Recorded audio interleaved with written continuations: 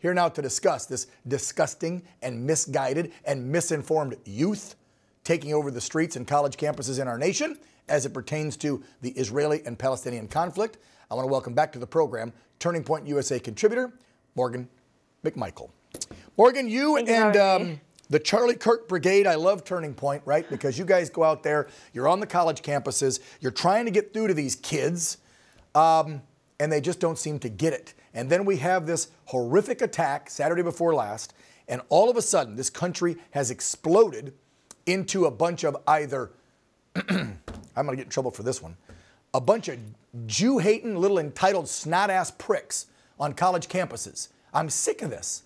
They were attacked by terrorists. You can disagree with Bibi Netanyahu and the government of Israel and how they've handled themselves over the decades, but you can't look away from the atrocities committed by terrorists on innocent women and children that day.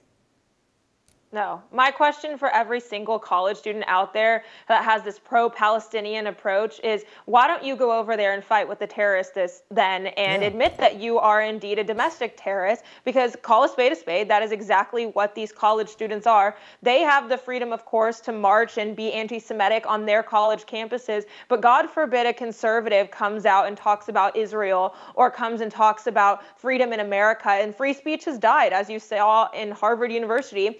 All of these universities, free speech is dead, and instead the professors and even some college presidents are standing up for their freedom to promote this type of terrorism on college campuses. I'm sorry, this should not be allowed. None of these students should be even allowed to be marching on their college campuses, and it's despicable behavior. And honestly, the Jewish community in America is under fire right now, since we have a large amount of these domestic terrorists that are condoning the jihad. It's disgusting, and it makes me just so angry that these people can't even denounce terrorism in America, terrorism in the Middle East, and even if you have the pro-Palestinian side, you can't even denounce terrorism, and that's really telling of what they think. Yeah, and look, I'm not a war hawk or warmonger over here going, let's go to war and support Israel right now and send thousands of our troops and all this, and let's kill them all. No.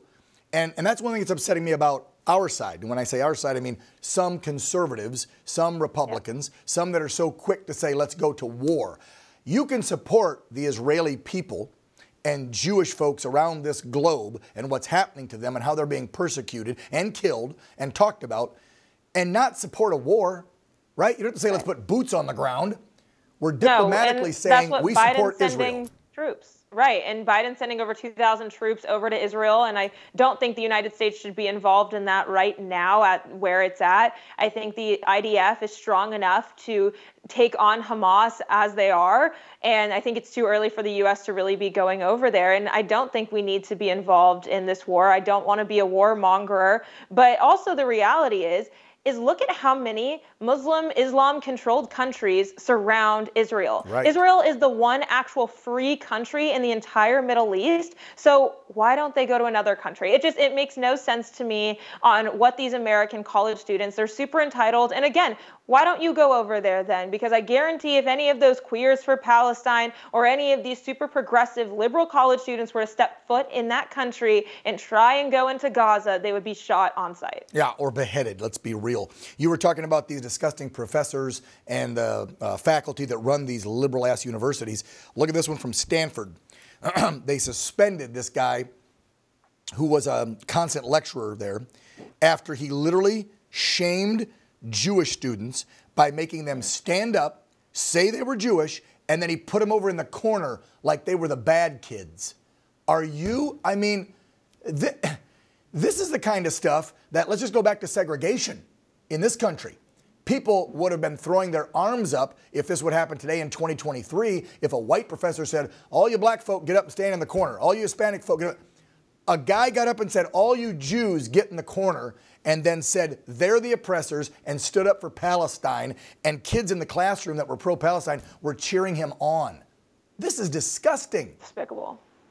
It's despicable behavior, and any college student who sees a crime like this needs to speak up and really speak out, because there are Jewish students that are coming under fire right now across the country, and we're not going to tolerate it. Yeah, I will correct you. Biden hasn't sent 2,000 troops yet. He's got them ready. 2,000 troops are preparing to deploy, but he's not sent them. However, he did send another aircraft carrier. We sent the Ford last week, and now we sent the Ike yesterday, I believe. So we are moving equipment into the region.